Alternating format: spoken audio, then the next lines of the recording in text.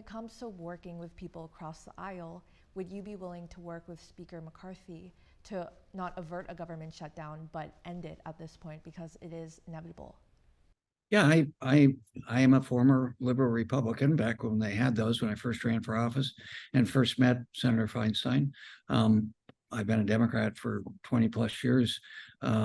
So I have a reputation here as being very liberal, but working with people who are different and have different worldviews. I've been doing that all this week. But it's very difficult to renegotiate a deal that was already negotiated between the majority and the minority parties of both houses and the president. And then within 2 months, a small group of people who agreed to that and voted for that deal for the debt ceiling now want to renegotiate. And it's sort of rewarding bad behavior. And these are really political terrorists, in my view. They're not interested.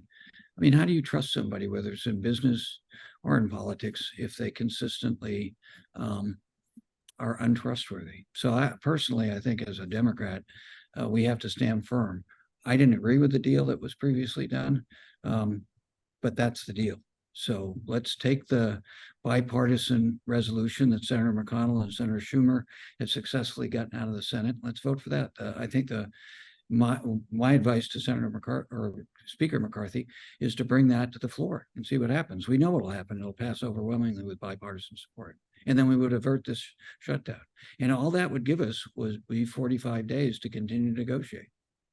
What is your biggest concern when it comes to the way it'll affect your constituents and people all across America?